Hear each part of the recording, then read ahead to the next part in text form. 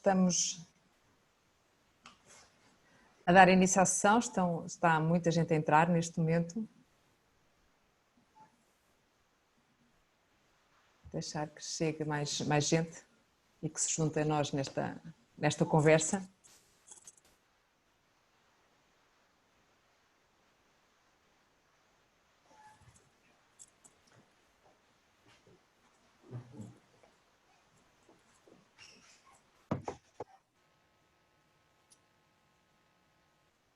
Uma boa tarde para quem já chegou, que já se sentou na sala.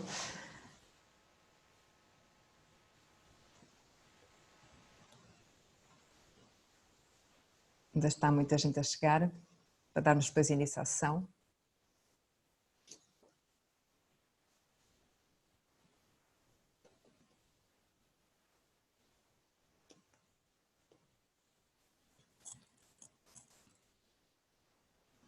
Vamos dar então início à sessão.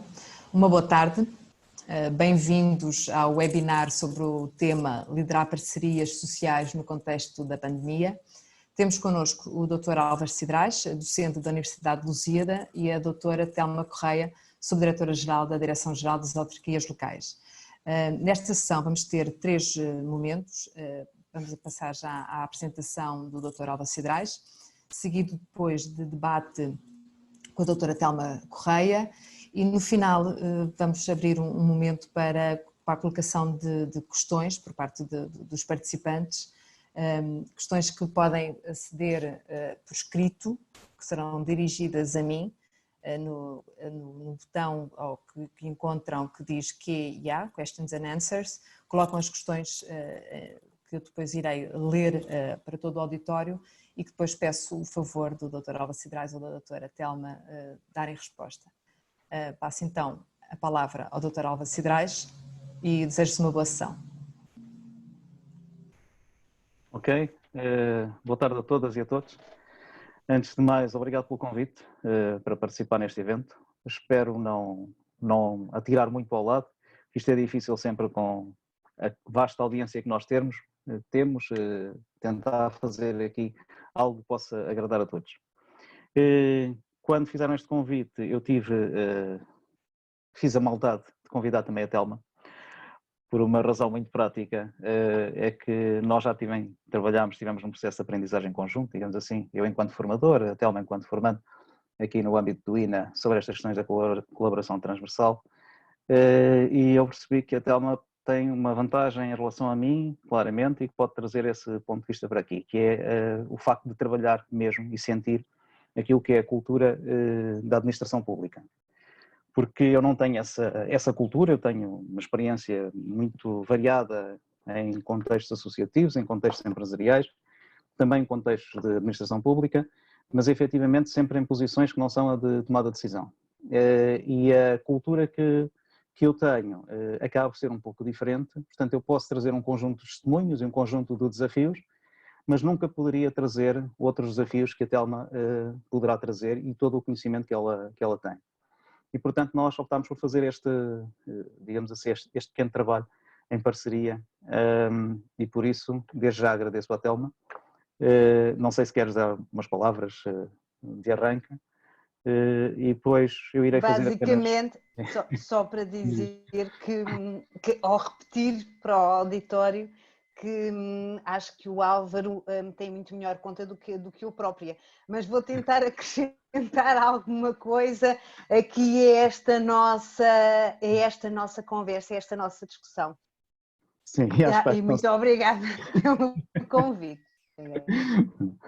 Pronto, eu para preparar esta questão gastei 2 dias a desfazer e a construir e a reconstruir slides, e acabei por fazer uma coisa que também não me dá muito conforto, mas que eu vou tentar utilizar durante mais ou menos 20 minutos, fazer uma pequena apresentação de um conjunto de ideias, para depois com a Telma discutirmos aqui um pouco algumas das ideias que eu apresento, o sentido pragmático dessas ideias, e depois abrimos o debate a mais um conjunto de pessoas que considerem que devem participar neste evento. Portanto, eu começaria aqui por partilhar um PowerPoint que preparei e e depois trabalharia um pouco em torno deste documento.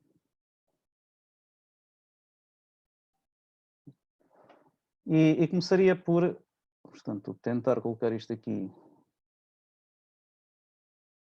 em modo de apresentação. E começaria por,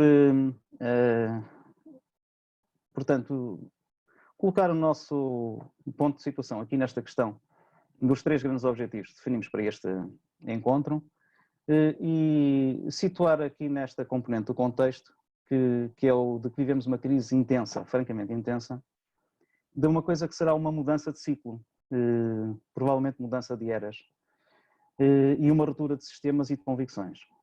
Pronto, o que é que isto está a levar para nós? Qual é o nosso problema neste momento? Nós vivemos um contexto de incertezas múltiplas e que mudam diariamente.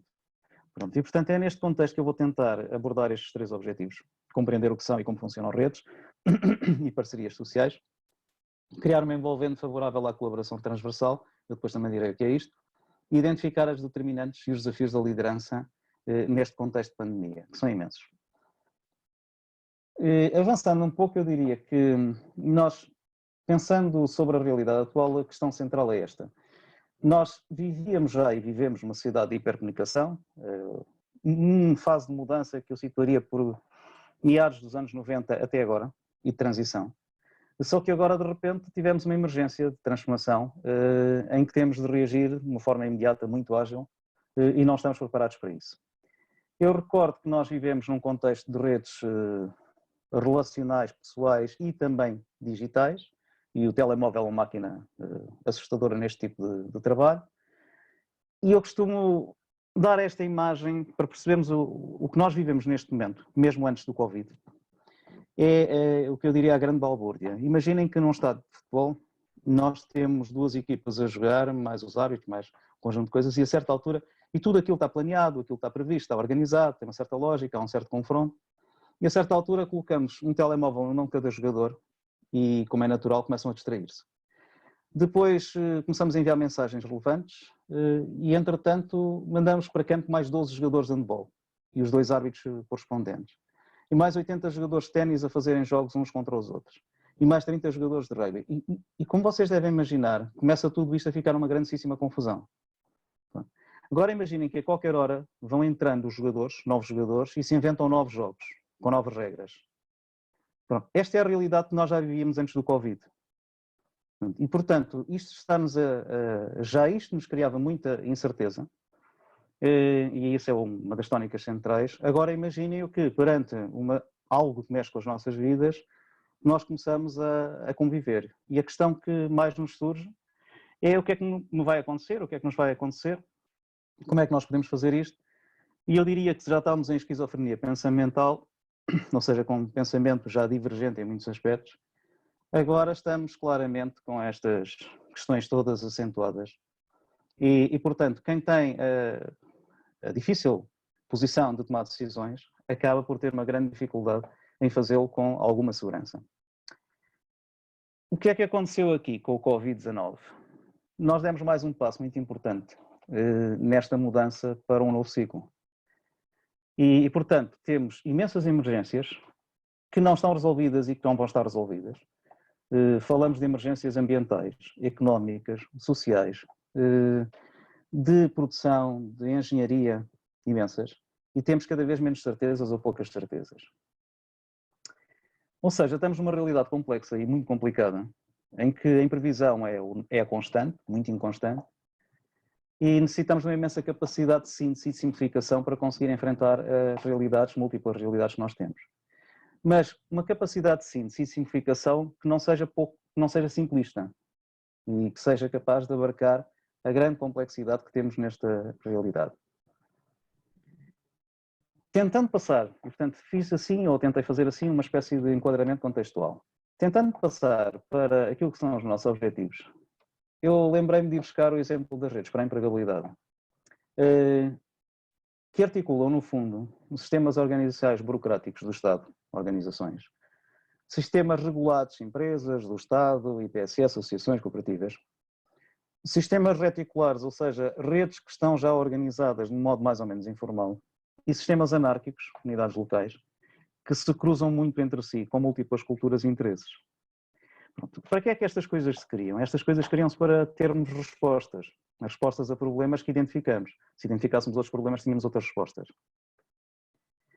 Mas o que é que são isto das redes e o que é que são isto das parcerias? Há sempre uma grande confusão nisto.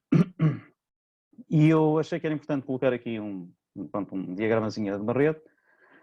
E estas partes azul que estão assinaladas no esquema, no fundo, não são redes, são parcerias. Que podem, inclusivamente, destruir as redes, porque podem não reforçá-las, podem ser importantíssimas para resolver um determinado problema, mas podem destruir as redes porque as desarticulam, porque têm uma ação desconcertada com o restante. Pronto, mas o que é isto de redes? Redes são basicamente nós ligados, portanto ligações, fluxos que circulam nessas ligações, são dinâmicas próprias e tendências que vão acontecendo que a qualquer momento podem desaparecer. Essa é uma realidade com a qual nós nos confrontamos. E eu costumo utilizar o conceito de sistemas adaptativos complexos em vez do de redes, porque na prática todas elas funcionam de acordo com interesses, agendas, parcerias com o existente, de uma forma muito interativa. E, portanto, algumas alterações de um parceiro implicam alterações de outro parceiro e de todo o sistema. E, portanto, nós temos de ter sempre em vista esta questão. Depois, outro aspecto que temos de ter em conta é que as redes são múltiplas redes sobrepostas. E, neste momento, já temos muitas redes ativas, diversos sistemas adaptativos, que podem ser utilizados. Portanto, nós não estamos a inventar nada de extraordinariamente novo, estamos a refazer com aquilo que já existe. Pronto. E há sítios onde há maior densidade de redes e há sítios onde há menor. E nós temos de jogar de acordo com essas realidades. Para que é que nos servem as redes, de um modo geral? Este esquema tenta mostrar um pouco isto e as complexidades que depois estão aqui inerentes. Normalmente servem para tentar, na base são os cidadãos, a necessitar de apoio social ou de outro tipo de apoio qualquer, e nós temos que montar um conjunto de respostas com os vários parceiros que estão no terreno, articular essas respostas, que são respostas de saúde, bem-estar, segurança, apoio social, as coisas mais variadas, e mediante um conjunto de várias políticas que são aquelas onde habitualmente estão estabelecidos os nossos padrões de governação.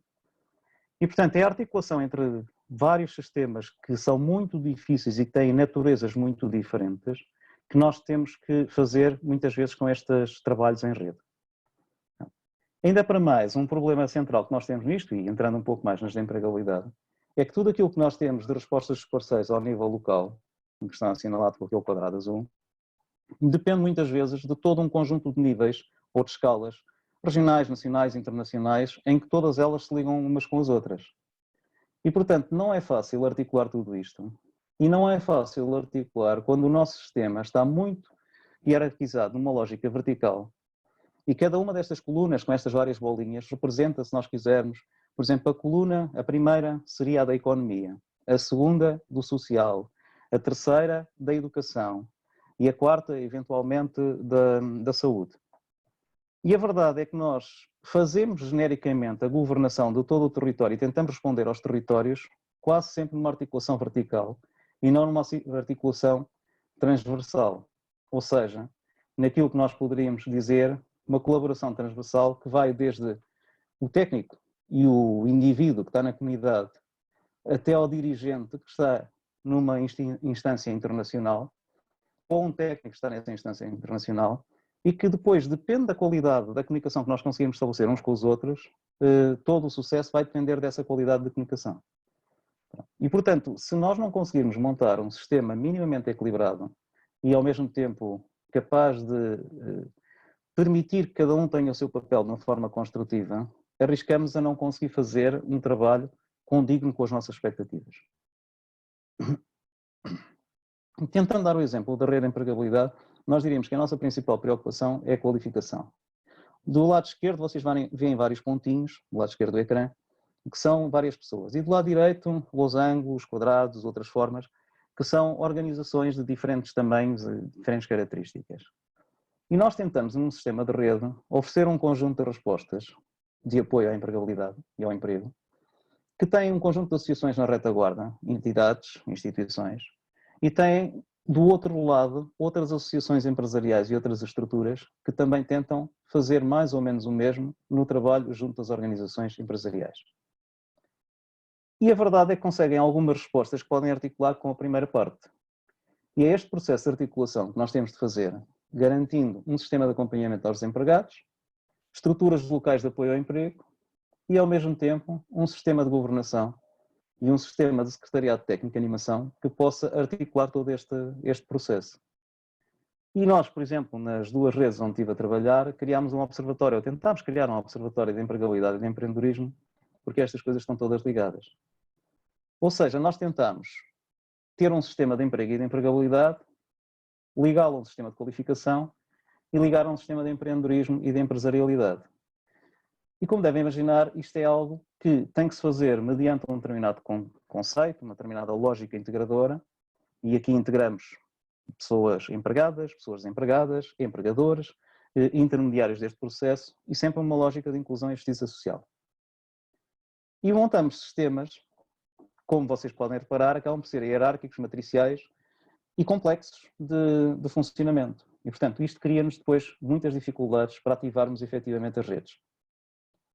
E se nós olharmos para aquilo que são as funções que habitualmente nós temos num contexto de gestão de redes, então verificamos ainda mais que, afinal, isto é mesmo muito, muito complexo e, portanto, em situações como a atual, acaba por ser muito difícil conseguir fazer uma articulação extraordinária se não tivermos capacidade de simplificar todo o sistema e de agir apenas sobre aquilo que é o essencial e não sobre o que é acessório. E também é muito importante perceber que dentro do sistema há pessoas e há entidades que têm uma atividade catalisadora muito forte e são fundamentais, e há outras que não são assim tão relevantes quanto isso. E nós temos que saber fazer a distinção entre uns e outros. E não nos podemos esquecer que no meio de uma sociedade que é local e é global, ao mesmo tempo temos uma virtualização, digitalização, que acaba por implicar várias alterações neste sistema. Como é que nós tentamos resolver isto e as redes tentam resolver isto e são extremamente importantes quando o fazem? Criando uma estrutura orgânica que tenha capacidade de decisão, e por isso existe um plenário de parceiros e uma comissão executiva. Sejam suportados por um secretariado técnico simples e que depois haja grupos de trabalho que depois funcionam com base na capacidade de observação, minimamente estruturada, e com planos de intervenção dos grupos de trabalho. No fundo, o que nós tendemos a fazer é uma coisa parecida com isto. Sabendo que várias instituições têm diferentes esferas de poder e de influência, nós tentamos agregar ideias dentro de uma estratégia partilhada e que é planificada, tentamos prever impactos de intervenção e depois, em função dos resultados que queremos atingir, das ações concretas que definimos, de uma equipa de ligação entre parceiros que é fundamental ter, no secretariado técnico ou qualquer coisa do género, de uma comunicação transparente e do trabalho dos grupos de trabalho, nós conseguimos então cumprir aquilo que pretendemos dentro dos vários contextos. Mais uma vez, eu digo isto, não se esqueçam que é um sistema muito complexo ou demasiado difícil de adaptar em determinados momentos. Principalmente se não houver aqui duas coisas que eu coloco sempre como muito importantes, que é a questão da motivação e da felicidade e do bem-estar. Porque quando nós estamos nestas situações de grande emergência, disparamos imediatamente todas as dificuldades, todos os sistemas que nós temos de contorno das situações de medo. E, portanto, ou estamos relativamente calmos e não entramos em stress e, portanto, vemos isto de uma forma muito natural, ou arriscamos a não ter sequer capacidade para fazer e tomar decisões em qualquer sentido. Eu pus também aqui este slide para chamar a atenção de uma coisa que é essencial, que é as redes podem ser muito interessantes para pensar, mas elas, acima de tudo, são fundamentais para conseguirmos obter respostas. Essa é que é a razão de ser essencial do trabalho em rede e das parcerias. O trabalho em rede consegue normalmente melhores articulações, as parcerias normalmente conseguem maior resposta eficaz a determinados problemas. Mas se fizerem de forma desconexa, as respostas acabam por falhar no sistema completo. E este é um dos problemas que nós temos.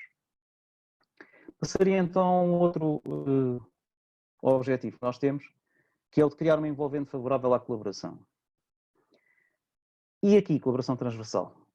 E aqui, eu diria que a primeira determinante principal no contexto em que nós estamos é a capacidade de redesenhar rapidamente as melhorias que é preciso fazer.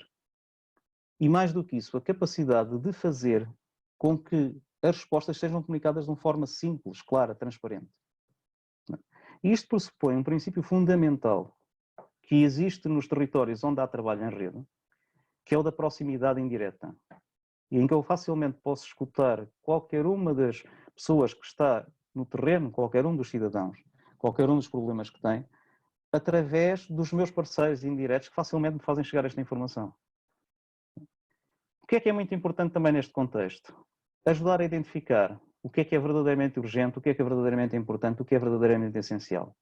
Porque muitas vezes os parceiros nestes territórios têm baixa qualificação técnica e dificuldade de observação para conseguir fazer este tipo de opção. E muitas vezes, quando nós estamos a tentar articular redes, o central é conseguirmos fazer este pensamento muito rápido para ver o que é o essencial e o que é acessório. Porque vamos ter que deitar fora muita parte acessória, que apenas nos vai atrapalhar.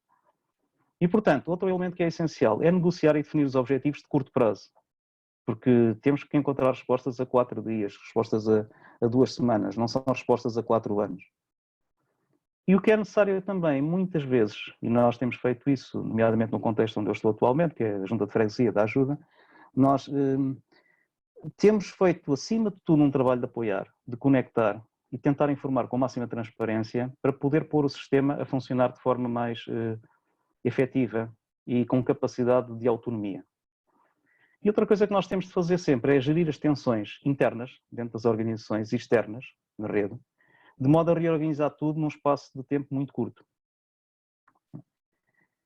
E, portanto, em reação de emergência, eu diria que o que é essencial fazer nesta altura do campeonato é simplificar, manter o essencial, manter o que for possível do caminho já traçado no passado para continuar a fazer as coisas, descartar o acessório e, inclusivamente, adiar mudanças profundas que se estavam a pensar fazer e gerir este ciclo que está a terminar para um outro que vai eventualmente criar-se. Primeiro sobreviver e reorganizar, depois dialogar e redesenhar. Eu acho que nós já ultrapassamos estas duas fases nesta altura do campeonato. E apresentar e propor soluções seguras. Acho que nós vamos ter que fazer isto dentro de algum tempo. Um tempo que também é de estabilizar o sistema, de gerir ansiedades e preparar a reativação, já considerando novos caminhos. E, portanto, é muito difícil, este é tudo muito giro, é muito interessante, mas é muito difícil ter certezas e a percepção de que o caminho que estamos a fazer é correto. O caminho que nós estamos a fazer é o que nós sabemos fazer. E quanto mais nós tivermos uma interação com os outros e a capacidade de escutar os outros, provavelmente mais eliminaremos riscos de falhar. E eu diria que esta é uma questão central. E, portanto, aquilo que habitualmente é o fundamental para nós podermos fazer uma rede funcionar, claramente é alinhar, organizar, facilitar, catalisar. Depois, nos outros vários aspectos que são considerados, eu destaquei aqui a componente do informar e comunicar. Eu acho que nesta altura do campeonato, esta é a questão central para nós conseguirmos liderar bem os processos em que estamos envolvidos. Depois há um conjunto de critérios que vale a pena considerar como elementos essenciais para que as redes tenham sucesso. O primeiro será este, e uma tónica central é a de construir todos os dias a confiança mútua, ou não deixar que ela se perca. E depois, uma tónica fundamental é fixar-nos naquilo que é a nossa identidade e a nossa finalidade comum, aceitando diferenças, gerando sempre um sistema minimamente confortável, garantir que a proximidade e a adesão dos vários parceiros e das várias pessoas são em função do valor que isto lhes pode trazer, do poder e da relevância que elas podem ter no processo de tomada de decisão. E é isto que alimenta a vontade colaborativa. Isto é um trabalho de catalisação, trabalho de liderança, se quiserem, partilhada, que partilha informação muito relevante, partilha recursos e permite que haja constantemente a capacidade crítica e reflexiva, mas de curto prazo, muito rápida. E no fundo, eu sinto claramente, e nós sentimos, que estamos todos os dias a aprender muito. E se conseguirmos todos sentir que estamos a aprender e que isto nos está a trazer resultados positivos, acabamos por nos apropriar dos ganhos que nós temos. E passando ao terceiro objetivo desta comunicação, no fundo, para depois daqui a um pouco começarmos a debater, Eu diria que para tentar identificar as determinantes e os desafios da liderança, eu diria que nós temos um grande desafio que é aumentar as distâncias, porque muitas vezes não podemos estar com as pessoas na presença delas. E aí também aumentaram as autonomias e passa a haver novas responsabilidades. E nós temos que ter a coragem de entregar essas responsabilidades com alguns novos mecanismos de controle. Depois há um outro desafio, que é o desafio das atitudes. Nós temos muitas vezes quadros mentais e burocráticos rígidos. Burocráticos no sentido de sistemas organizados, processos organizados, inclusivamente com recolha de informação, tratamento e por aí fora, que não só são rígidos como são inadequados. E garanto-vos que na área do emprego e na área do apoio social, nomeadamente alimentar, isto está-nos a trazer grandes dificuldades de reagir num curto espaço de tempo, no dia seguinte, se quisermos, aos problemas que nós estamos a encontrar pela frente nos pontos de contacto com as pessoas. Depois há um outro desafio que é interessante, que é nós agora somos obrigados a trabalhar com diferentes pessoas que têm culturas e poderes diferentes e reagem de modo muito diferente perante a situação de stress em que estamos. E depois, eternamente, temos assimetrias de conhecimento, que agora ainda por mais mudam constantemente. Há assimetrias na resistência ao stress e à mudança e, portanto, há pessoas com quem nós facilmente avançamos para uma ação imediata e há outras que não conseguimos. Há grandes assimetrias de domínio das tecnologias e, portanto, isso também nos dificulta, por vezes, as soluções que podemos encontrar. Há uma mudança muito acelerada de poderes que nós nem sabemos prever. E há um sistema flexível de liderança que tem de existir, tem de se criar, mas para o qual, na maior parte dos casos, nós não estávamos preparados para fazer. E saltando aqui para a questão do liderar, eu costumo dizer isto, liderar e gerir são coisas completamente diferentes. A gestão faz-se muito com base altamente integradas, mas diferentes. A gestão faz-se muito com base na racionalidade das decisões, a liderança faz-se muito com base na emocionalidade das relações. E, portanto, liderar é uma arte de conjugar pessoas e organizações para concretizar resultados. Portanto, é esta arte que nós temos de pôr ao serviço, é um sistema no fundo, não é uma pessoa que é um líder, é um sistema que cria as condições de liderança nas quais os líderes se podem expressar. Portanto, a liderança é um sistema, é um processo coletivo, no qual há que combinar de uma forma sempre imperfeita questões associadas à emoção e à razão. E é esse o esforço grande que nós sistematicamente temos de fazer nestes processos. As bases da liderança são sempre a necessidade de ter uma visão panorâmica, saber bem onde é que queremos chegar, todos, de forma partilhada. Ter a comunicação aberta para que os outros possam dizer-nos o que sentem, o que pensam e o que podem ser soluções. Ter os objetivos muito claros quanto à missão que nós temos e aos resultados que queremos atingir. E ter muito bem definidas as normas e funções, porque isso facilita-nos a qualquer momento reacertarmos o caminho. Há um outro elemento fundamental neste sistema que é a avaliação. E aquilo que se faz muitas vezes, e se faz bem, é ter um gabinete de crise que diariamente procede a um processo de avaliação de modo a conseguir corrigir para o dia seguinte tudo aquilo que é necessário. Pronto. O que é que isto supõe sempre? Supõe estes pontos que eu agora estou a elencar, que é uma vontade entre ajuda e confiança, uma capacidade de experimentar e de aprender constantemente, de ser criativo, ter autonomia e de negociar papéis e soluções, e de, em vários momentos, treinar e repetir os novos procedimentos, os novos processos. E este assunto é essencial, só que tudo isto tem que ser muito rápido. E então, neste contexto, é que nós temos de ter um líder que seja capaz de escutar, de construir segurança, de dar orientação, de integrar aquilo que são os talentos, as competências de cada um, de dar apoio, de corrigir o que estiver a correr menos bem em função do objetivo, de desafiar, de motivar. E esse é que é o papel do líder. O papel do líder não é comandar, não é mandar.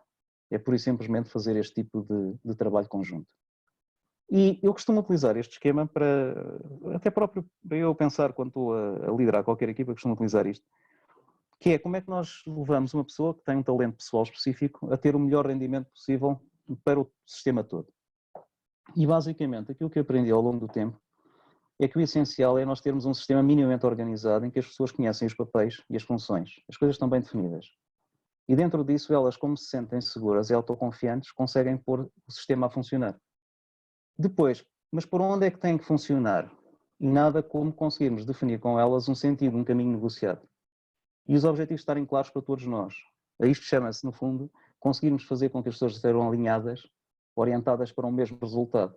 Porque isto de trabalhar em conjunto, seja em redes, seja em organização, seja em equipas, seja o que for, tem sempre que ver com o querer determinado tipo de resultados e estarmos alinhados para trabalhar para esses resultados. Para que isto funcione bem, há uma dimensão sempre muito importante, que é a componente da comunicação. E as pessoas têm que ser capazes de sentir que estão integradas, são reconhecidas dentro do sistema. E é isto, de um modo geral, faz com que as pessoas se mantenham comprometidas e motivadas. E isto, nesta altura do campeonato, é tão importante. E depois, se nós tivermos o cuidado de comemorar, que elas sintam a felicidade com os resultados alcançados, principalmente os resultados coletivos. Para que tudo isto possa acontecer, há um trabalho constante de mostrar à equipa, fazer com que a equipa tenha consciência da situação em que estamos. O mesmo dentro da organização, o mesmo dentro do território. E são estes níveis de consciência, construídos constantemente, no dia a dia, com todas estas pessoas em vários contextos, que permitem fazer com que a pessoa possa tomar decisões de forma autónoma e possa seguir o caminho de desenvolvimento que nós precisamos em conjunto. E este é um aspecto essencial de conseguir lidar bem com estas situações de crise. É, no fundo, estarmos bem alinhados e termos as condições criadas para que as pessoas possam ser autónomas na resolução dos problemas que surgem, os mais variados, nas mais variadas situações. E eu costumo mostrar aqui esta apresentação, porque ela aqui também tem pertinência, é aquilo que se faz habitualmente nas grandes equipas de alto rendimento, nomeadamente em situações de combate, em situações de crise. Que é, todos nós sabemos qual é a missão que temos de seguir. E todos nós sabemos que não a atingimos sozinhos. Temos de atingir em conjunto. E para isso, nós temos de ter, obviamente, confiança em quem está ao nosso lado e um enorme espírito de entreajuda para quem está a trabalhar connosco. E temos de ter também normas reguladoras que fazem com que as coisas funcionem. E quanto menos forem as normas reguladoras, mas mais abrangentes elas forem, mais nos libertam para fazer uma ação interessante. E outra coisa que temos que garantir é que as pessoas estão comprometidas com os resultados. E depois, no meio disto tudo, e vamos lá, semana a semana, se calhar nós temos que bater nas costas uns dos outros, nós temos que fazer alguma celebração, porque é esta celebração que nos alimenta o sentido de vivermos em conjunto e estarmos a ultrapassar tudo isto em conjunto. E fazer, por causa disso, verdadeiros milagres e ter a vontade de voltar a fazer. E no fundo, isto é construir equipas robustas, ou seja, grupos coesos, que adoram trabalhar em conjunto para atingir os resultados a que se propõem. E este é um dos aspectos essenciais. E para conseguir isto, eu fui buscar, porque vou sempre buscar, esta abordagem do Ken Blanchard, da liderança situacional. Eu não posso utilizar a mesma forma de lidar com uma pessoa e com uma pessoa que tem uma grande autonomia e mais inteligência inclusivamente do que eu, ou mais energia de fazer as coisas do que eu, como com um miúdo novo que entra na equipa e que não sabe bem o que é capaz de fazer. E eu não sou um chefe, eu não posso ser um chefe, eu tenho que ser nem é um líder, é um treinador, um desenvolvimentador. E consoante o nível de desenvolvimento dessa pessoa, tenho que trabalhar com ela de modo a que ela possa ter o máximo rendimento, o máximo talento. E eu costumo buscar muitas ideias do Blanchard exatamente para esta questão. Este quadro, não vamos vê-lo agora, porque estaríamos bastante tempo, depois poderemos voltar a ele, dá de certo modo uma exemplificação clara de como é que este modelo pode funcionar. E eu diria que, nos últimos anos, aquilo que eu tenho vindo a perceber é que nós temos de trabalhar muito um outro conceito essencial, que é o da felicidade em rede. E é por aí que nós temos de avançar nos próximos, já nesta altura e nos próximos tempos. Porque os seres humanos, se estiverem felizes, têm muito maior capacidade de resolver problemas, principalmente em situações deste tipo. E estes modelos já estão desenvolvidos. Eu vou só mostrar-vos aqui uma fotografia, não sei se conhecem o Álvaro Dias, é um colega meu também, nestas brincadeiras. Ele já há uns tempos desenvolveu este canvas de felicidade organizacional. E eu várias vezes, quando estou a conversar com ele sobre este assunto, costumo dizer, pois é, esta questão não se aplica só às organizações, aplica-se às redes. E esta é uma perspectiva que nós temos de ter constantemente no trabalho das organizações. E provavelmente nós vamos ter que trabalhar neste modelo nos próximos tempos, porque este modelo adapta-nos de facto a podermos reagir de forma muito simples e operativa perante situações de contextos como este e, portanto, conseguimos resultados nessas alturas que de outra forma não conseguiríamos. Pronto. E terminava por aqui a minha apresentação. Não sei se consegui ser explícito e claro sobre isto. Telma, passava-te já a pergunta. Achas que consegui? Fui rápido demais? Esclareci alguma coisa? O que é que aqui é preciso esclarecer mais? E que perguntas é que tu tens para me pôr? A mim sim, mas eu já tinha visto estes slides. E portanto, mas eu julgo que aquilo que sobressai, para além dos temas já muito discutidos e estudados das lideranças e do que é a liderança e das lideranças formais e informais, é a permanente necessidade de gestão de paradoxos. Ou seja, se por um lado pugnamos por uma estrutura suficientemente flexível e adaptável para reconhecer permanentemente, para se autorregular e monitorizar permanentemente e reconhecer permanentemente as novas necessidades ou as novas respostas a dar, por outro lado, queremos ou temos que ter um modelo que de alguma forma permita exatamente essa monitorização, portanto, corremos o risco basicamente de transformar a rede em si numa nova superestrutura, quando criámos a rede exatamente para de alguma forma tentar suprimir a falta de capacidade de resposta das superestruturas, chamemos-lhe assim, que naturalmente depois tendem a entrar em tensões de autossustentação e de autorregulação e esquecem-se ou deixam para o plano secundário aquela que devia ser a sua missão prioritária, não é? Portanto, basicamente eu diria que o paradoxo é resistirmos permanentemente à institucionalização da própria rede, não é? Transformando-a em mais um bloqueio em vez de uma forma de satisfação. E também, entroncando com isto, como é que nós conseguimos conciliar a satisfação da necessidade ou do impulso que deu lugar à criação da rede com a capacidade depois da própria rede de perceber que tem que ir para caminhos diferentes ou para resolver outras questões porque aquela já está resolvida e deve entregar à comunidade. Ou seja, quando é que o Gepeto liberta o seu Pinóquio, basicamente. E esta é uma tensão que de facto temos que gerir permanentemente. Ainda mais na administração pública, ou quando um dos parceiros da rede, ou mesmo basta às vezes o motor da rede, é uma entidade da administração pública, porque nós depois ainda temos a concorrer para todas estas tensões a própria tensão regulamentar e todo o quadro legal que estamos obrigados a cumprir. Estas questões da moldura legal são estas vezes enunciadas como impedimentos à prossecução, seja do que for. Eu não sei se são impedimentos, mas são condicionantes que têm que ser levadas em conta.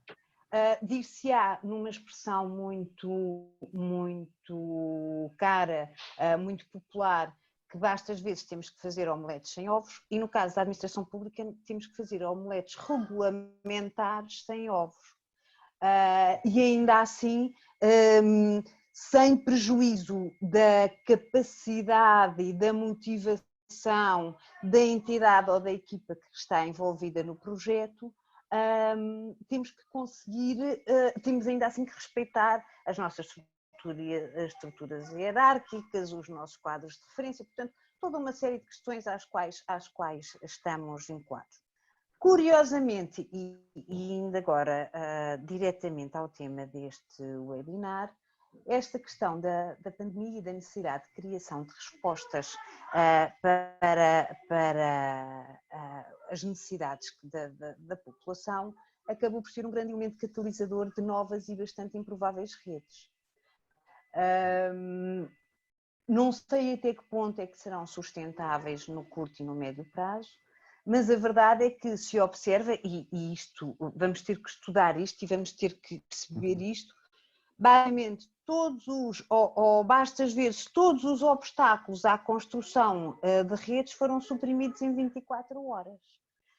nós temos diariamente notícias de redes locais criadas, ora com, entre entidades públicas e entidades privadas, laboratórios de análises, centros clínicos, câmaras municipais, juntas de freguesia. Agora, mais uma vez, dê-me só um segundo que eu, por falar nos desafios dos novos tempos, tenho aqui uma criança aos gritos ao meio e já...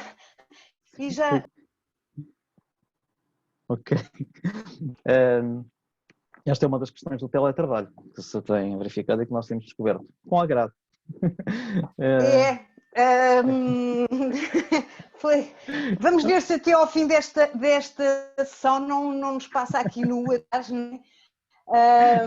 Isto de facto nem sempre é fácil de gerir, porque eu a dado momento, eu não sei se se tinham essa percepção, mas eu própria já nem me estava a ouvir, porque o meu foco já estava ali no outro lado. Portanto, voltando à questão da pandemia, de facto, localmente, nas mais diversas escalas e mesmo em termos nacionais, nós observamos a criação, a construção de uma série de, chamar-lhe a redes pop-up, que surgiram de um momento para o outro e que têm, de facto, até agora, ainda que uma análise muito curta, de um horizonte temporal muito curto, dado resultados muito engraçados. O que é que eu acho que podíamos aproveitar daqui, em termos futuros? Como em relação a vários outros aspectos da nossa vida pessoal e profissional. Podíamos aproveitar, e, portanto, e sem prejuízo de facto de todos nós desejarmos que um catalisador desta intensidade não se repita, não é? Podemos aproveitar para perceber o que é que também na relação entre entidades ou na construção de relações entre entidades é essencial e é acessório. Porque, curiosamente, o que se observa é que tudo aquilo que eram fortíssimos obstáculos à construção de redes, de um momento para o outro, deixaram de existir ou deixaram de ter a intensidade que tinham. Também é verdade que, sem prejuízo de tudo isto, e agora fazendo uma referência a um tema que também está em discussão pública, sem prejuízo de tudo isto, a administração pública, e é porque essa a visão que trago para aqui, na administração pública, ou principalmente nos setores que tiveram que estar na linha da frente, ou nas entidades que tiveram que estar na linha da frente deste combate à pandemia, o que é que nós tivemos imediatamente que fazer? Suspender a aplicação de uma série de normas. Num exercício que, aliás, ainda hoje vi aí num dos meios de comunicação social, que já começa a ser questionado, então porque é que o Ministério da Saúde fez uma série de ajustes diretos, porque se não fizesse ajustes diretos hoje, nem em chinês, nem em hebraico, não existiam equipamentos para responder à necessidade.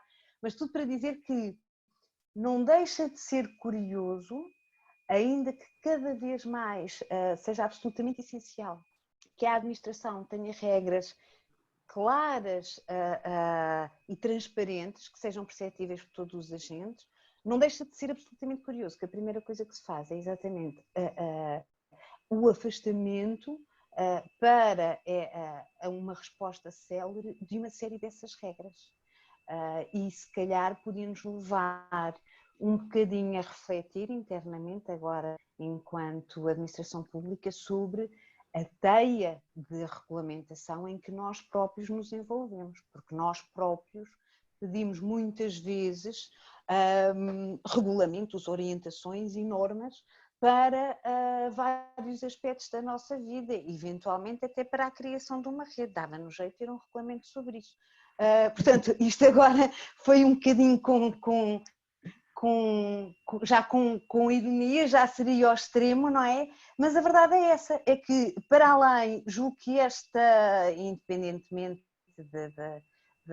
do péssimo motor que foi para a reflexão, julgo que esta nossa condição é absolutamente essencial para refletirmos exatamente sobre a forma como nos construímos e como trabalhamos. Totalmente de acordo.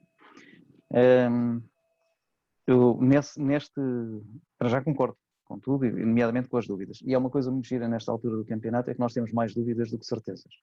Deve ser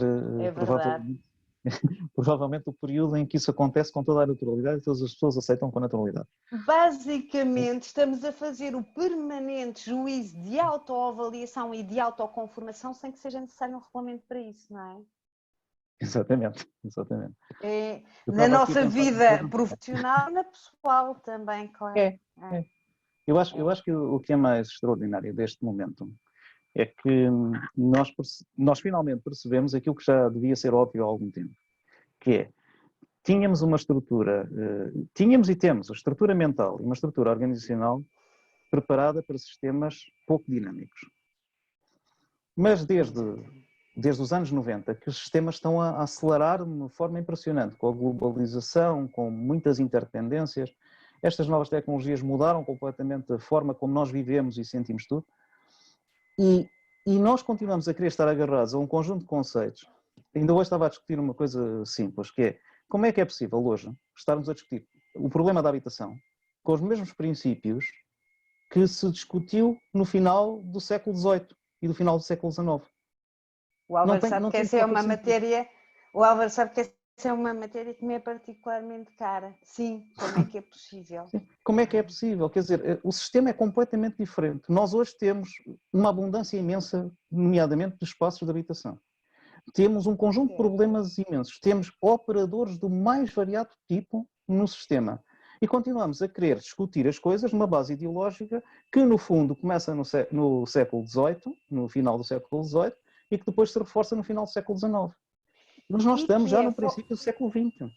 E que é fortemente, e perpassa por toda essa discussão a ideia de que as pessoas, a força produtiva, que lá está, são conceitos do século passado, com todo o respeito, aliás, do século XIX, né, do século passado, que a força produtiva tem que estar em certos sítios. Quando esta questão da habitação, aliás, ainda agora este nosso desenho, estamos todos a falar a partir de nossas casas, mostra-nos que nós tanto podíamos estar, a nossa casa tanto podia ser na área metropolitana de Lisboa, como podia ser na fronteira com Espanha, na fronteira mais remota com Espanha, não é? Exatamente. E, portanto, até essa questão, ou seja, eu tenho muita dificuldade.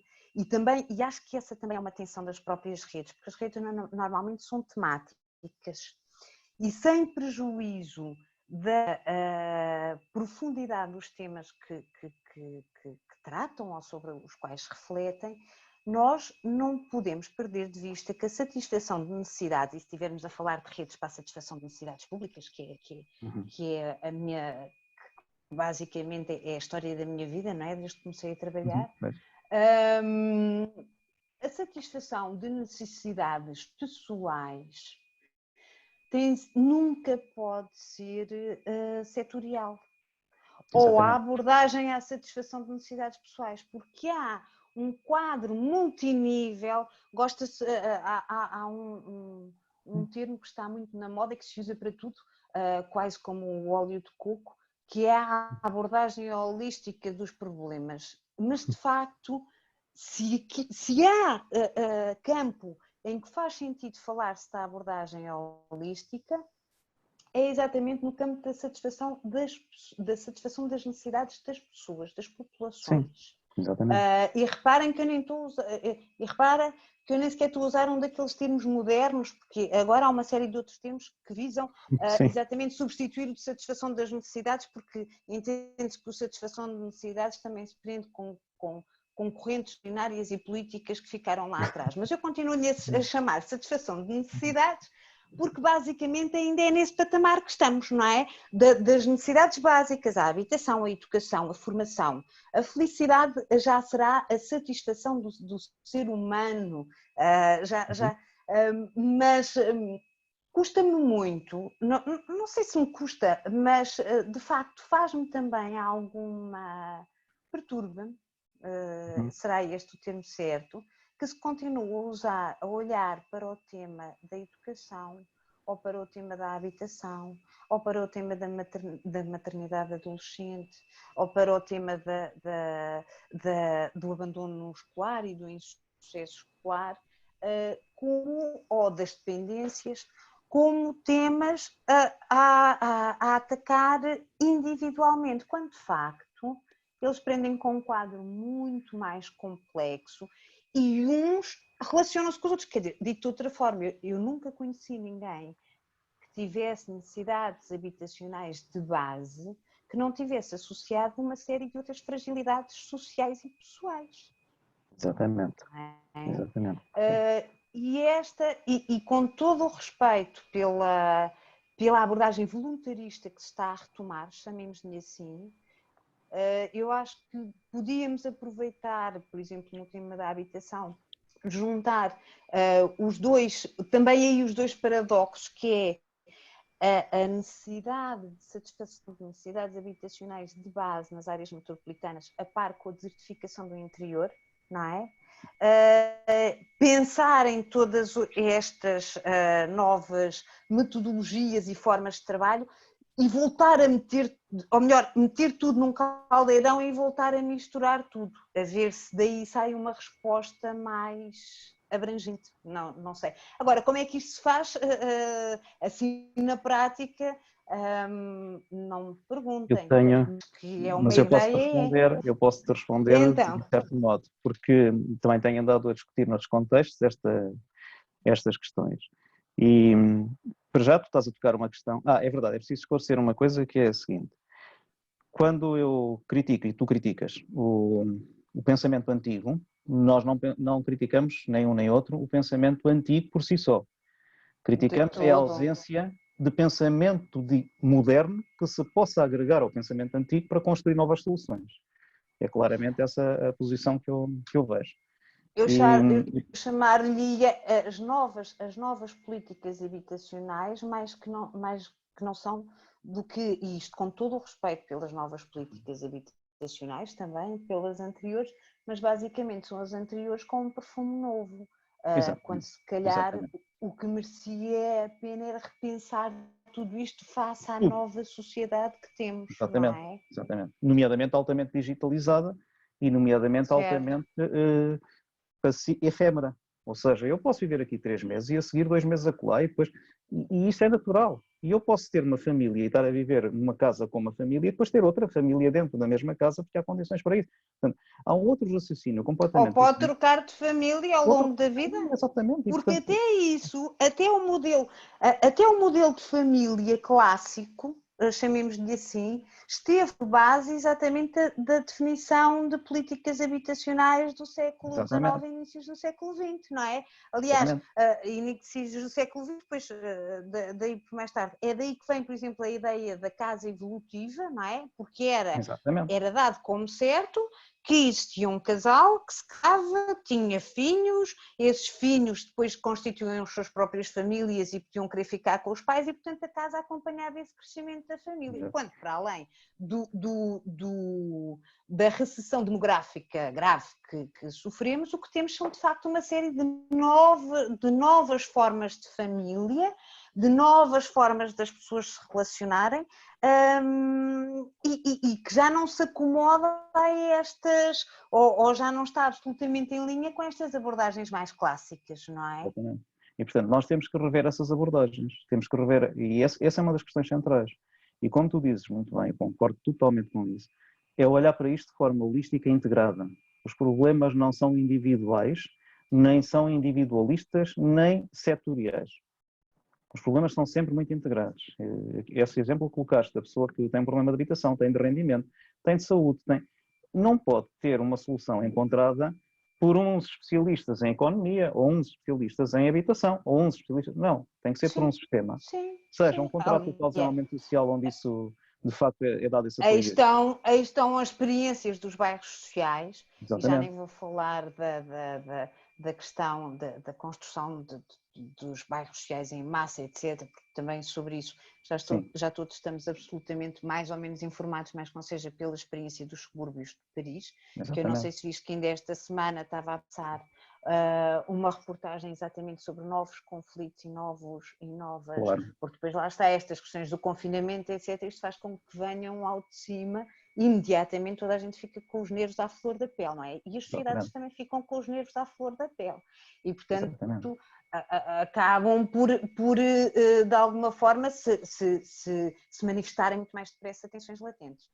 Mas já nem vou falar disso. O que vou dizer é uma coisa completamente diferente. É que independentemente de ser num bairro maior ou num bairro menor, a verdade é que aí está uma experiência, por exemplo, aqui na área metropolitana de Lisboa, de algumas décadas de programas de realojamento muitíssimo bem sucedidos, na medida em que, de facto, resolveram problemas habitacionais e como lhe chamava o Decreto-Lei de Criação do Programa Especial de Realojamento, a verdadeira chaga social que os bairros de barracas representavam. É verdade, mas também não é menos verdade que basta às vezes, isto também não é, obviamente não é regra, mas se calhar mais vezes do que desejaríamos, acabámos por transportar para o tijolo aquilo que tínhamos na alvenaria simples, não é? Portanto, acabámos por transportar para o prédio todas as questões de desconformação, chamemos-lhe assim, ou de falta de satisfação de outras necessidades e, portanto, e não é por acaso que continuamos a ter uma série de respostas sociais concentradas em bairros de habitação social que antes estavam concentrados nos bairros de origem. Obviamente que estas respostas sociais, isto também não é tudo mau, não é? Nem poderia ser. Estas respostas sociais foram dando os seus frutos, não é? Agora, numa lógica muito utópica que tínhamos, por exemplo, aqui há 20 anos atrás, já não tinham frutos para dar porque já não havia problemas. Se tudo corresse de acordo com aquilo que nós achávamos que ia acontecer, já não existiam respostas para dar porque os problemas já estavam resolvidos e não estão, não é? E não estão em relação a uma maioria ainda significativa das pessoas. Portanto, tudo para dizer que não retiro. Há vantagens e inconvenientes em todos os modelos. Não me parece que o modelo clássico, como o conhecemos e começámos a implementar, deve ser liminarmente aplicado ao contexto que temos atualmente, sob pena de perpetuação das problemáticas que deram lugar exatamente às necessidades habitacionais. Elsa. Exato. Eu vou colocar-me aqui na discussão, não para alimentar esta questão, mas para fazer alimentar a discussão. E para nos dizer que pelo meio já nos desviámos do contexto atual, não é? Já estamos a discutir habitação. Eu acho que... Aqui a questão... Mas se disser está certa. Aqui...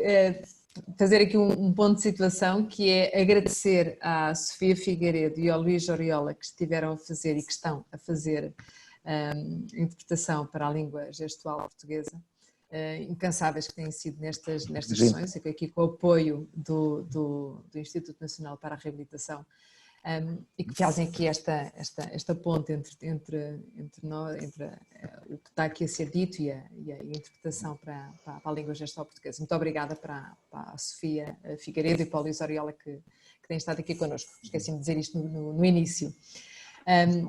Colocar aqui algumas questões, já estão a surgir aqui algumas questões, aliás, eu queria abrir agora para esta última meia hora para termos aqui a abertura para os participantes participarem de facto nesta sessão. Vou fazer o pedido a todos aqueles que tiverem questões e que estejam a participar nesta sessão e que estejam com indicação de números ou de nomes dos telemóveis, etc., para nós podermos colocar as questões aos nossos oradores. Devemos identificar-nos, ou seja, fazerem a alteração do nome para o vosso nome de facto. Então eu vou passar a ler aqui algumas questões que entretanto estão a surgir, da Teresa Nogueiro. que refere: as parcerias sociais que surgiram espontaneamente não surgiram porque o Estado não deu resposta às necessidades do povo que governa.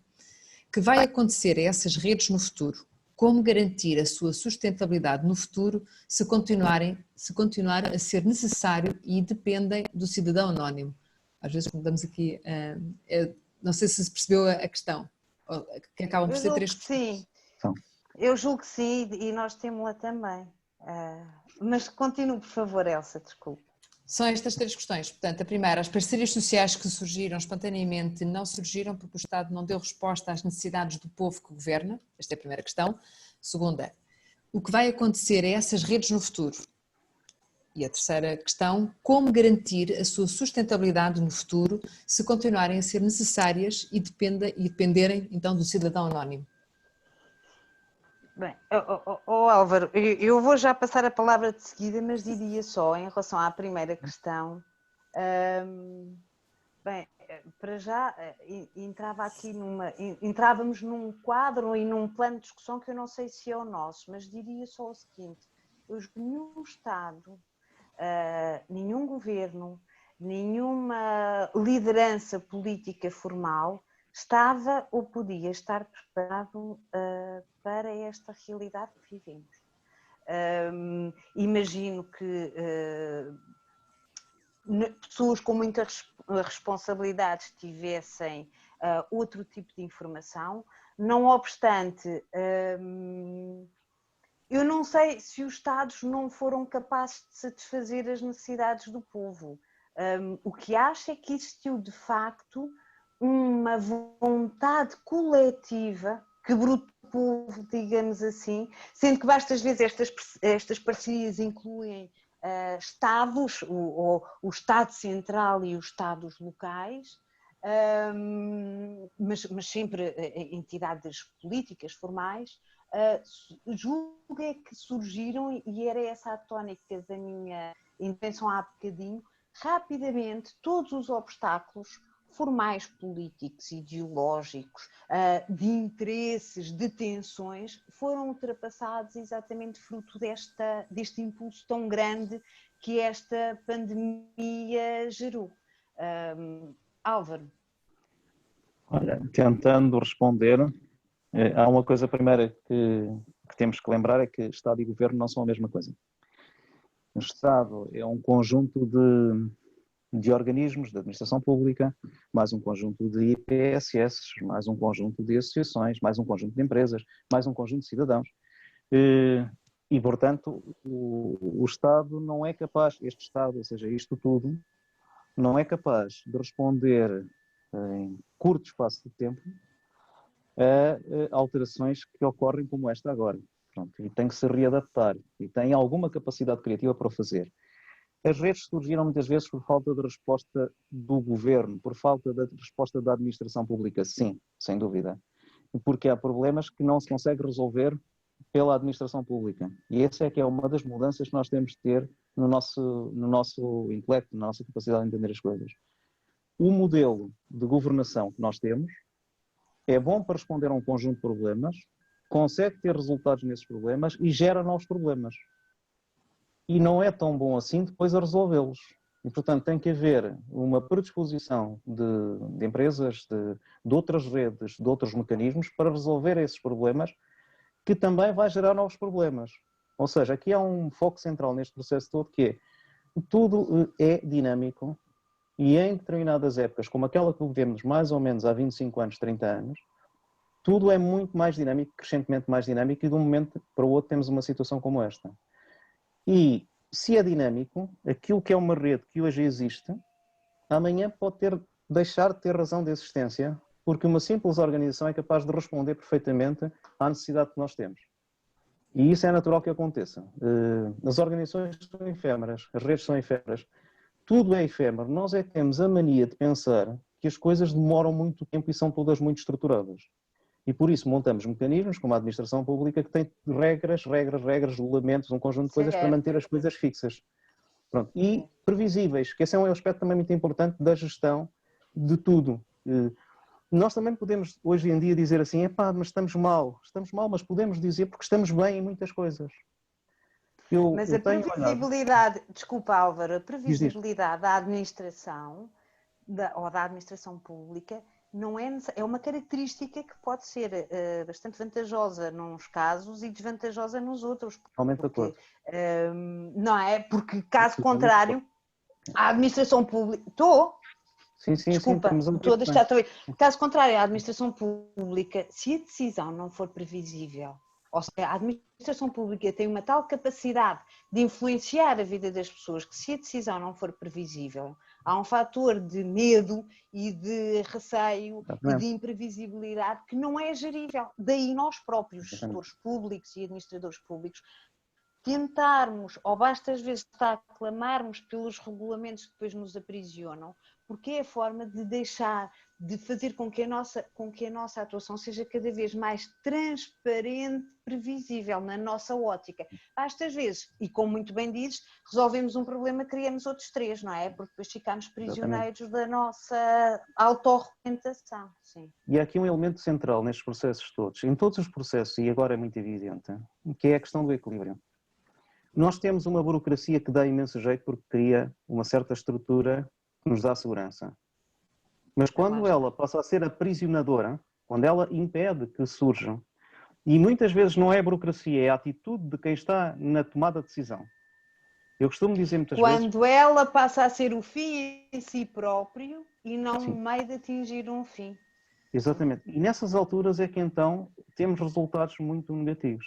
Eu sobre isso gosto de lembrar sempre uma vez, uma conversa com um amigo, na altura secretário de Estado, que ele diz-me assim, epá, tu nem imaginas, isto é uma desgraça. Eu nunca imaginei não ter tanto poder. Epá, eu converso com o diretor-geral, passo-lhe um conjunto de linhas de orientação. Ele faz no tempo que quiser, como quiser, tem todos os argumentos legais para poder fazer o que quiser fazer e não consigo garantir que ele faça. Porque o sistema está montado com vários poderes em toda a hierarquia que permitem que isto aconteça. E passado uns dias, passado uns meses, falei com um amigo meu, diretor-geral, e ele diz-me assim, epá, tu nem imaginas, isto é uma desgraça. Eu bem posso tentar fazer, mas não consigo, porque basta que o meu chefe intermédio não quer e eu não faço. Ou seja, e isto é uma realidade que existe e que nos remete estas questões todas para uma outra dimensão, que é a dimensão da consciência dos indivíduos. Quando eu estou num determinado lugar, e é isso que depois faz a diferença entre uma rede nascer, continuar ou morrer.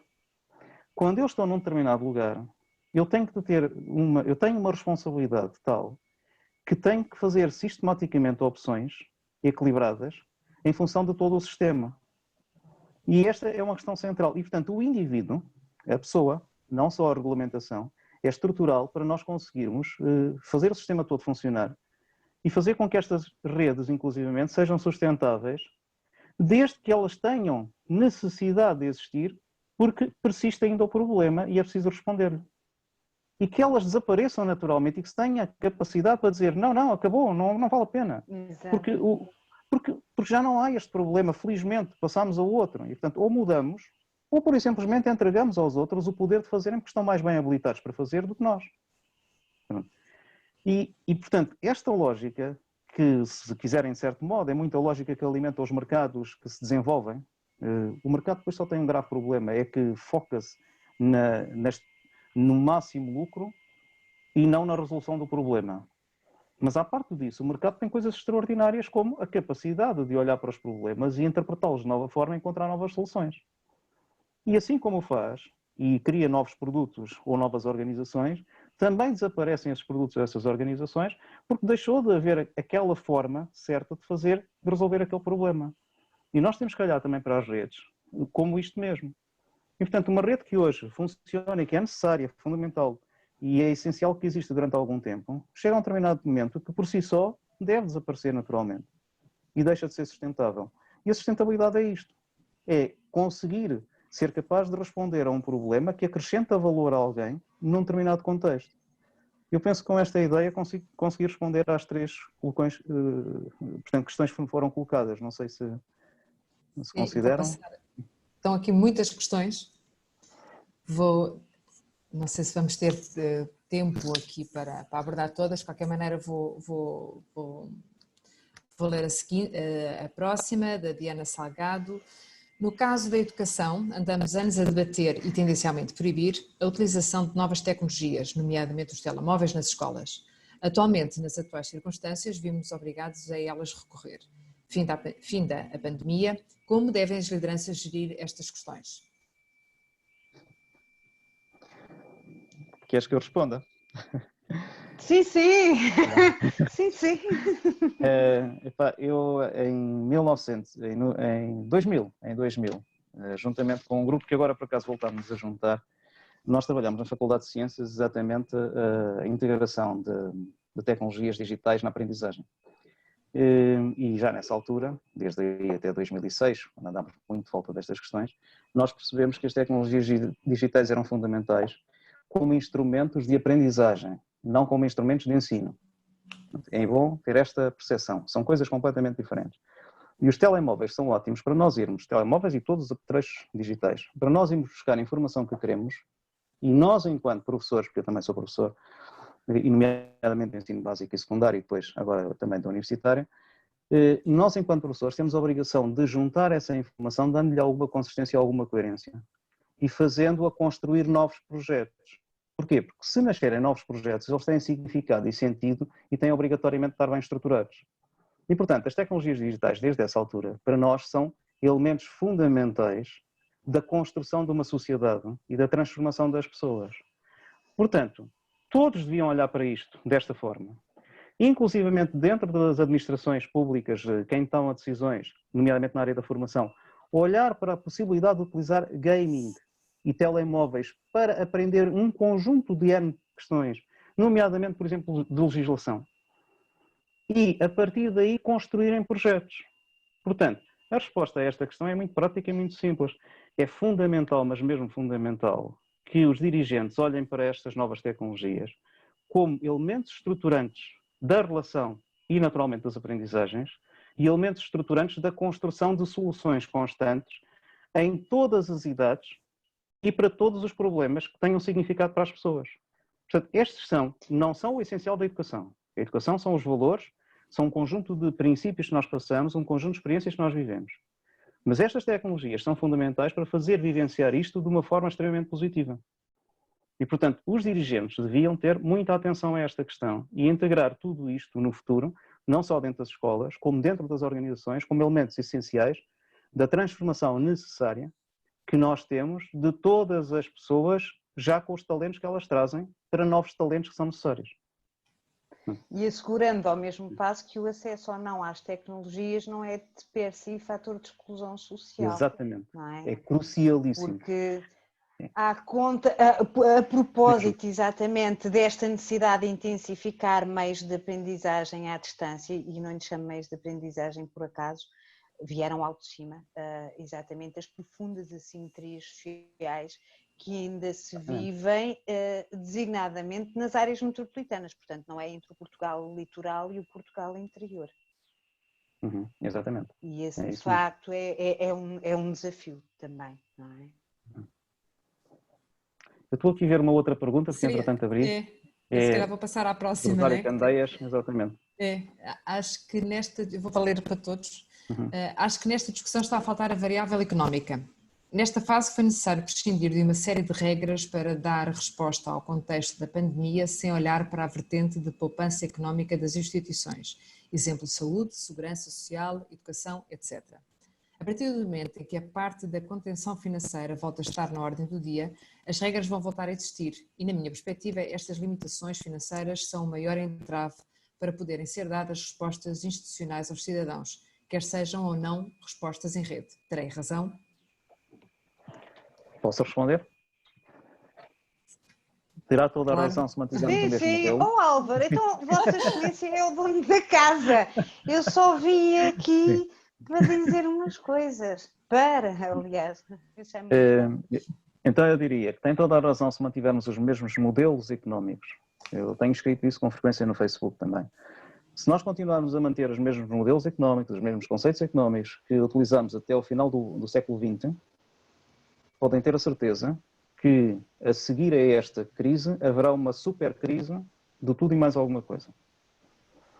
Se conseguirmos pensar de formas diferentes, Eu recordo que a economia financeira não é a única economia que existe. Existem a economia financeira, a economia de trocas, que é aquela que nós normalmente chamamos de economia, depois existem a economia da partilha e existe a economia da dádiva. E a maior parte do bem-estar das pessoas é construído, para além do consumo da economia do mercado, chamemos-lhe assim, é construído com a economia da dádiva e a economia da partilha. Ou seja, eu sou feliz e eu tenho um bem-estar extraordinário, não só porque tenho uma qualidade de vida extraordinária que a economia das trocas me permitiu, não é a economia financeira. Portanto, não só eu tenho este bem-estar por esta via, como eu tenho a felicidade de ter bem-estar subjetivo e felicidade, porque tenho vários amigos com quem me dou e com quem faço trocas que não têm nada de económico. São trocas relacionais e emocionais. Eu tenho uma qualidade de vida extraordinária porque a minha mãe tem o cuidado de cuidar de mim e agora eu tenho o cuidado de cuidar dela. Ou seja, há um conjunto de afetos que nos fazem sermos francamente felizes e que têm um valor extraordinário, que fazem o suporte essencial da sociedade. Há um conjunto de partilhas, de alimentos, de transportes, de tudo e mais alguma coisa que nós podemos ter, que nos podem garantir soluções extremamente interessantes se não forem dominadas completamente pela economia financeira. E, portanto, é preciso olharmos para estas 4 economias e equacionar a realidade de forma totalmente diferente do que fazemos habitualmente. Agora, se não fizermos isto e tivermos o erro de olhar apenas para a economia financeira e a economia das trocas, sem dúvida alguma que nós vamos ter vários problemas e graves de sustentabilidade de todo o sistema. E, portanto, eu acho que esta é que é a questão. E aí não vamos ser capazes, nomeadamente, de gerir conflitos sociais que vão emergir de todos estes gastos que tiveram que ser feitos e que de um momento para o outro têm que ser retraídos. Portanto, esta é daquelas situações em que eu diria, pensar dentro da caixa, que é a economia financeira e a economia das trocas do mercado, é, de facto, uma estupidez perfeita, porque todas as respostas estarão para além da caixa, nestas outras 2 dimensões que eu disse, e se calhar em terceira ou quarta que eu nem sequer imagino. E, portanto, nós temos de começar a pensar como é que, inclusivamente, os serviços que o Estado presta no sentido da administração pública devem ser substituídos sem troca financeira pelo da sociedade civil, como já é feito de forma muito clara e muito explícita por várias associações e por várias IPSS que prestam serviços com alguma qualidade que pode efetivamente ser melhorada. E é nestas lógicas que nós vamos ter que equacionar mudanças completamente diferentes, ou seja, não se pense na mesma lógica económica que se tem pensado até aqui. É aí que está a questão, a principal raiz do problema. Não tenho nada Doutora a Telma, não sei se acrescentar. quer. Não. Não tenho. Telma, para todos Telma. os devidos e legais efeitos, Telma Correia, por favor. Não tenho. Não tenho, acho que eu própria me confesso uma desconcertada face aos tempos atuais. E estava, enquanto o Álvaro falava, aqui a rever as questões e confesso-vos que para a maior parte delas o que eu tenho é uma profunda empatia e partilha das vossas preocupações, porque para o bem e para o mal, e voltando a referir que não sou toda apologista daquela ideia de que estes tempos constituem uma grande oportunidade, porque acho que nada que possa ameaçar tanto a nossa vida pode ser encarado como uma grande mais-valia, mas que de facto são momentos para reflexão profunda, pessoal, social, de políticas públicas, de políticas pessoais, são. E, portanto, de facto, acabo por partilhar de boa parte delas e lá está. Várias discussões que temos tido, e aqui a Elsa também, aliás, estava aqui a ver que as 2 últimas questões para esta têm a Elsa resposta, que já são de resposta fácil, que prendem-se exatamente com o outro projeto em que estamos a colaborar. As questões que se prendem com o trabalho colaborativo na administração pública e a boa liderança e motivação de equipas de trabalho colaborativo. Mas é engraçado que nós éramos ainda muitos, não lhe vou chamar um punhado de pessoas, mas éramos alguns a falar de umas coisas que para muitos outros pareciam muito utópicas e muito distantes, e de facto há aqui uma consciencialização também pop-up de uma série de necessidades. E não deixa de ser curioso que estas questões, a boa parte delas, reflitam isso mesmo, da nossa nova consciência, não é? Ou, como dizia o Álvaro no início, a nossa entrada numa nova era. Eu não sei se a nossa entrada não foi um bocado de empurrão, mas pronto, lá vamos nós para a nova era empurrados, não é?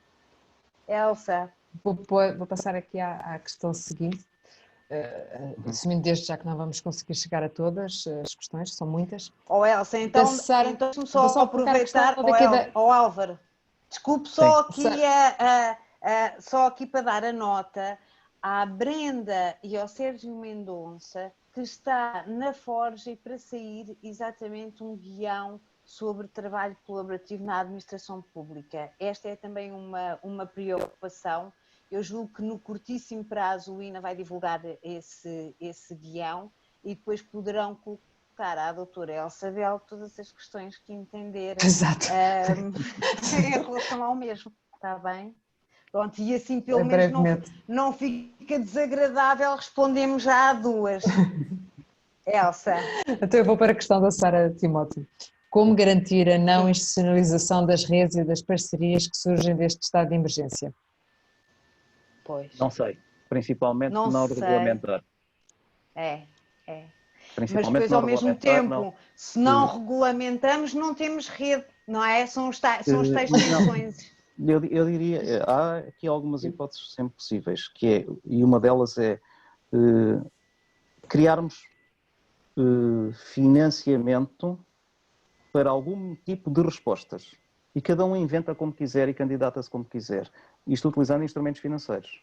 Portanto, utilizar mais instrumentos financeiros de construção e de positividade do que instrumentos regulamentares. Essa poderá ser, provavelmente, a melhor solução. Eu vou dar um exemplo. Álvaro, aqui não sei se concordo consigo, não sei se temos já, ou melhor, concordo, mas não sei se já temos todos sociedade, todos portugueses, todos agentes, todos cidadãos, a maturidade suficiente para não encarar isso como um convite à fraude. Não, eu acho que nós temos de arriscar e seja pequenos valores. Eu vou dar-vos um exemplo muito prático que funcionou através de um programa BIPSIP, que era o Casalinho de Campeões. Nós definimos 4.000 euros para entregar a empreendedores que tivessem disponíveis para fazer o seu próprio negócio, a sua própria atividade. Mediante a formação muito prática, muito simples, do modelo de negócio durante, 4 vezes 2,5, portanto, durante 10 horas, em que ajudávamos a pessoa a construir o modelo de negócio e o seu próprio negócio. E ela tinha um valor, até 1.000 euros no máximo, para poder investir no seu próprio projeto de trabalho.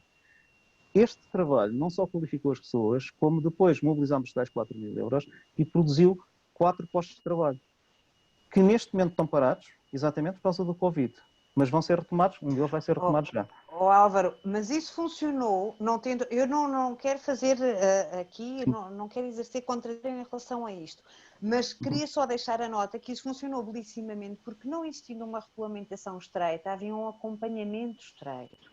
E nós das duas ou temos... Essa é que é a questão. E numa outra escala, não sei até que ponto, lá está, é uma nova tensão, é como é que nós aliamos, uma nova tensão, não, a tensão de que já falámos, adaptada a este contexto, que é como é que nós aliamos a necessidade de transparência, de equidade e de previsibilidade com a necessidade de adaptação e de resposta às pessoas e de não e terminarmos de vez com a autofagia das superestruturas, não é? Que se tendem a consumir-se a si próprias sem produzir nada de muito útil, sem acrescentar valor. O modelo claramente é o modelo, nesta altura, com a reação à situação atual, o modelo claramente da microescala, da resposta imediata muito ágil na microescala, e portanto uma pequena resposta, porque muitas pequenas respostas produzem respostas grandes. Certo. É esta a lógica que nós, nesta altura, poderemos conseguir fazer para responder a esta desestruturação grande que está a existir e não há condições de reestruturar rapidamente as coisas. Depois, essa questão do acompanhamento é crucial, francamente crucial. Aquilo que nós temos verificado em todas as pessoas que têm maiores dificuldades de inserção social é exatamente a falta de um acompanhamento qualificado, sério, de caráter técnico e afetivo. tem estas duas componentes garantidamente. Pronto, e, portanto, é isso que nós temos de ser capazes de montar para poder reagir a estas. Nós, neste momento, temos esse problema. Estamos a falar de 1.500.000 pessoas que devem estar em situação muito crítica perante o emprego nos próximos, e, portanto, perante os rendimentos no próximo ano. Portanto, e só com estas metodologias é que nós conseguimos esse tipo de resposta. Não conseguimos de outra forma. Eu vou colocar a última questão. Sim. Pode ser? Que já estamos quase a 2 minutos do final. E é sempre emocionante e esgotante estas participações nestes fóruns. Não me diga que não aconteceu só connosco. Não. Aconteceu só com... É sempre o debate e estes confrontos de ideias são sempre muito entusiasmantes. Esmoreço, eu achar que este era o macro webinar, esmoreço. Esmorecemos todos. Mas vou terminar aqui com uma provocação da Ana Isa Coelho, que ela discorda em absoluto com a consideração por parte do Dr. Álvaro que neste momento, que diz que neste momento nas redes devemos adiar mudanças profundas. Diz ela, penso que é o oposto, que agora é o tempo para rever uma série de atitudes, procedimentos, formas de trabalho, incluindo o trabalho em rede. Gostava de ouvir sobre como podemos, na prática, continuar a contribuir para as mudanças profundas tão necessárias, nomeadamente na administração pública. Esta é uma provocação. Muito boa. Posso responder? Até porque sou avisado. Terminamos em... É dirigida. Ainda por cima dirigida ao carinho. Eu também discordo em absoluto. A forma como o disse não é a mais correta. Eu discordo em absoluto com a ideia de que temos de adiar mudanças profundas. O que é que eu quero dizer com isto? Temos de adiar mudanças profundas que tínhamos previsto. Ou seja, nós tínhamos previsto um conjunto de mudanças baseadas numa determinada lógica de estrutura, numa determinada lógica de pensamento. Temos de as parar imediatamente. Pronto. Temos de ser muito rápidos e utilizando, por exemplo, técnicas de design thinking e coisas do género e de criatividade coletiva, temos de ser muito rápidos a encontrar mudanças estruturais, mudanças radicais, que mudam a raiz da atuação, da intervenção que estamos a fazer.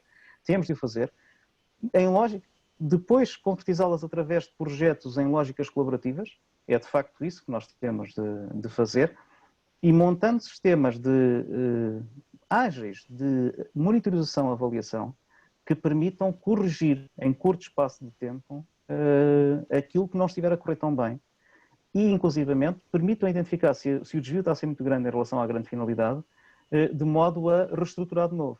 Portanto, e este novo modelo de fazer mudanças profundas, passo a passo, se quisermos, e numa forma mais orgânica, essa é uma das coisas que eu acho que nós de facto temos de mudar e, portanto, quando a Ana Isa Coelho coloca esta questão em cima da mesa, eu primeiro agradeço por permitir esclarecer isso e segundo digo sim, tem toda a razão, temos de fazer mudanças profundas, mas não aquelas que estavam previstas. Provavelmente outras que nós vamos ter que reinventar agora, cruzando com algumas das que estavam previstas. Adaptar. E eu acho que é essa mesma pedra de toque. Sim, sim. Eu não sei até que ponto é que o verbo de 2020 não será o relativizar. Esta realidade foi um grande impulso para a distância entre o essencial e o acessório. Não é? Em todos os planos da vida. Eu estou aqui a falar, parece que retiro disto grandes aprendizagens. Confesso-vos que continuo a trabalhar e a operar como sempre operei, mas opero com um mindset diferente, digamos assim. E apesar de tudo, já antes o meu mindset era um bocadinho fora da linha justa, não é? Sim.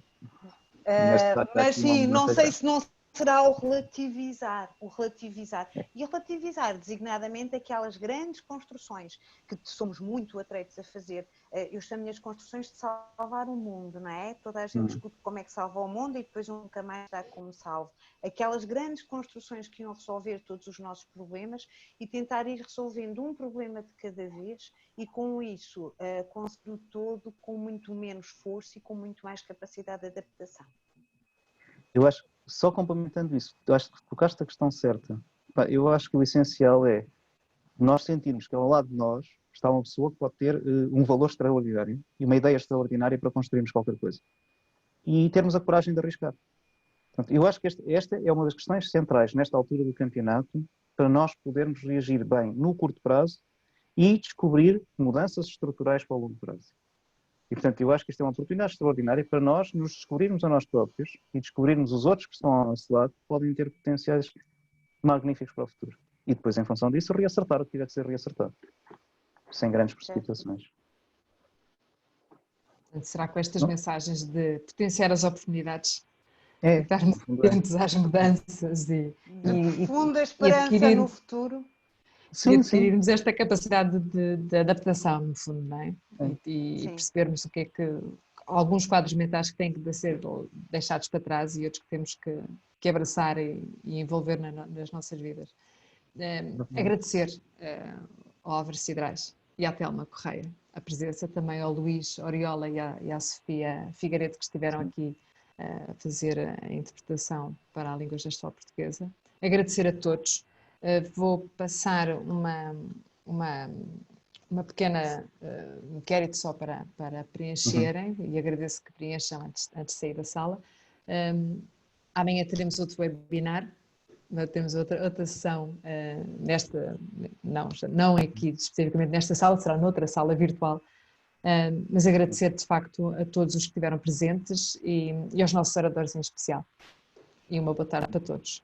Nós também queremos agradecer. Muito obrigada. Obrigada pela oportunidade. Obrigada. Sim.